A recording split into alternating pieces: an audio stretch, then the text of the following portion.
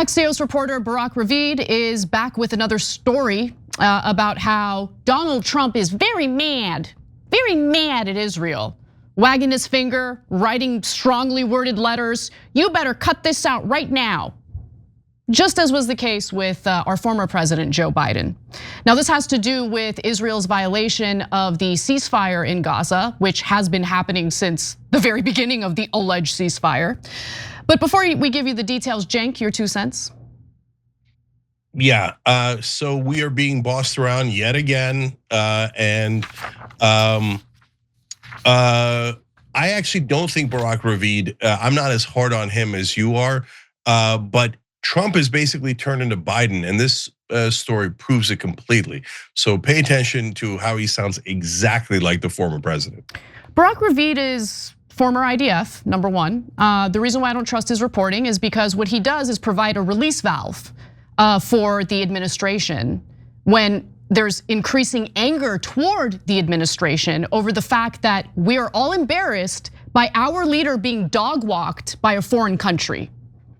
That's what I think Barak Ravid does with his endless, repetitive reporting about how, no, my reporting indicates that the US president sent a strongly worded letter. Oh, wow, whoa, okay. Well, let me give you the details. Pathetic. So this all has to do with the fact that last Saturday, Israel killed Raid Saad, the deputy commander of Hamas's military wing, also known as the Qassam brigades. Now, he was reportedly the head of weapons production for Hamas, and the missile strike on a car in Gaza City ended up killing 4 people in total, all of whom were allegedly members of Hamas. But as we know, Israel has labeled every Palestinian a member of Hamas, so none of this is surprising to me. I don't believe them when they say that everyone they killed in that strike was a Hamas militant. I would never take their word for it. But with that in mind, the strike happened on the Palestinian-controlled side of the yellow line that has essentially divided Gaza so that Israel can occupy 53% of it. That's part of this so-called ceasefire, which went into effect on October 10th. But since then, a lot of people on the Palestinian side have been slaughtered by the Israelis. Khalil al-Hayya, one of Hamas's top leaders in exile, described the killing as one of a series of ceasefire violations by Israel that he said were threatening how long the agreement might last. I don't think it's gonna last long at all. In fact, I think after the midterms, Israel will be even more belligerent than they've been in the past. They're just waiting for the midterms to be over so Donald Trump and the Republicans aren't too harmed by the fact that our government is currently being dog-walked by a foreign country. Now, Israel is claiming that the strike did not violate the ceasefire because Saad was involved in the rehabilitation of Hamas and the smuggling of weapons. But that's not what the agreement both Israel and Hamas agreed to says. In fact, why don't we read it right now? It specifically says that during this time, all military operations, including aerial and artillery bombardment, will be suspended, and battle lines will remain frozen until conditions are met for the complete staged withdrawal. In fact, what I find so strange about this story, Cenk, is I don't really care if a Hamas militant is targeted and taken out. What I do care about, though, is that literally hundreds of civilians on the Palestinian side, of course, including many children, have been killed since the ceasefire has been put into effect. So what's strange to me is that this particular instance is what allegedly riled Trump up. But all the hundreds of other individuals who have been killed by Israel since the ceasefire took place or went into effect, no statement about that. And it's not like this was their first offense. So let me give you some numbers here. This is according to the Associated Press. Israeli airstrikes and shootings in Gaza have killed at least 386 Palestinians since the ceasefire took hold. What kind of ceasefire is that? That's not a ceasefire. And now Barak Ravid is reporting that Trump is fed up. Okay, fed up. Ooh. 2 US officials told Axios that the White House sent a strongly worded private message to Netanyahu. Oh, I'm sure he's shaking in his boots. The White House stressed that the killing of a top Hamas military commander over the weekend constituted a violation of the ceasefire agreement brokered by Trump. One US official gave a statement to Ravid saying that the White House message to Netanyahu was, if you want to ruin your reputation, let's all pause for laughter as if he has a good reputation to begin with, and show that you don't abide by agreements, be our guest, but we won't allow you to ruin President Trump's reputation after he brokered the deal in Gaza. Donald Trump has embarrassed himself and this entire country as a cuck of the Israeli government.